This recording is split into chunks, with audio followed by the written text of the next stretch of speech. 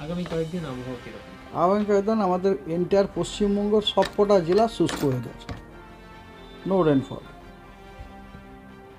একটা সিস্টেম ছিল, সেই সিস্টেম অনেক সিস্টেমে কি? সাউথে আছে, সিস্টেমটা অনেক সাউথে আছে। ওই সিস্টেমটা এখনও পর্যন্ত ডিপ ডিপ্রেশনই আছে।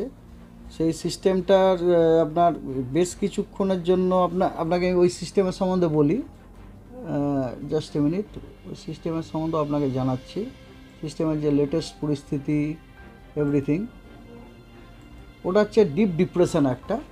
ওই ডিপ ডিপ্রেশনটা আপনার মোটামুটি বলতে পারেন প্র্যাকটিক্যালি স্টেশনারি ছিল, 6 ঘন্টাতে ছিল আর কি।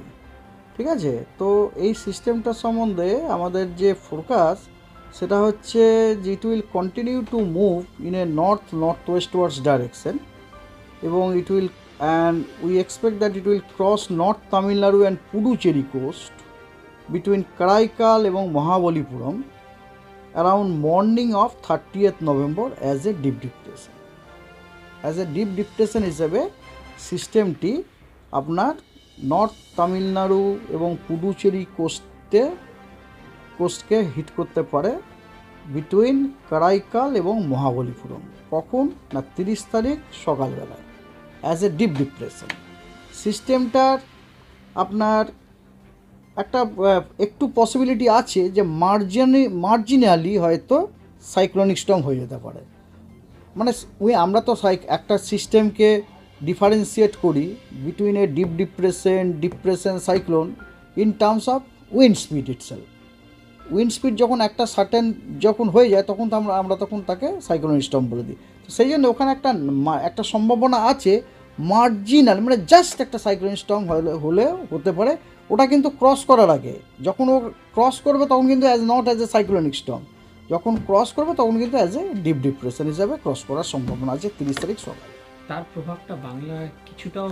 না, তার প্রভাবের জন্য আপনাকে আমি বলছি, তার প্রভাবের জন্য বাংলাতে একটা জিনিসই আজকে যেটা হয়েছে, কারণ আপনারা জানেন না জানলে আমি বলেই দিচ্ছি, যখনই কোনো ডিপ্রেশন বা ডিপ ডিপ্রেশন বা সাইক্লোনিক স্টর্ম এরকম হয় না, তখন লো লেভেলে যেরকম লো প্রেশার এরিয়াতে বাইরের দিক থেকে হাওয়ার ইনফ্লো হয় একটা, ওপরে আবার কি হয় জানেন, ওপরে আবার সে একটা কিন্তু ওইখান থেকে বেরিয়েও যায়, আবার আউটফ্লো বলি আমরা ওটা।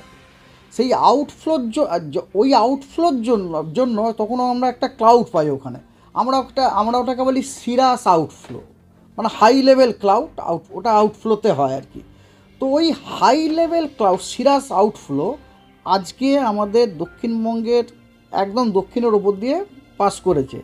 অ্যাজ এ রেজাল্ট অফ সেই জন্য টুডে সেই জন্য কী হয়েছে, ম্যাক্সিমাম টেম্পারেচার একটুখানি কমে যাচ্ছে এবং মিনিমাম টেম্পারেচারটা বেড়ে যায়। মিনিমাম টেম্পারেচার বেড়ে যাওয়ার কারণ এইটা, কারণ রাত্রিবেলাতে কী হচ্ছে, যতটা আপনার রেডিয়েশনটা আর্থ সারফেস ছাড়ছে, ওই ক্লাউডগুলো থাকার জন্য ওটা ট্র্যাপড হয়ে যায়, এই জন্য মিনিমাম টেম্পারেচারটা কমে না, কমার জায়গাতে বেড়ে যায়।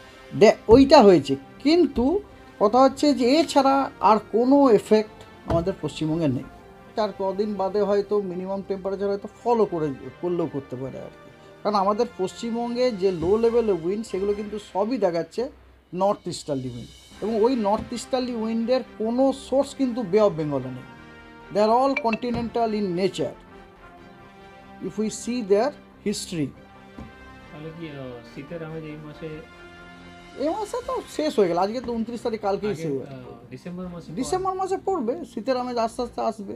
ফার্স্ট উইকে আমরা আশা করছি, ফার্স্ট উইক। ঠিক আছে।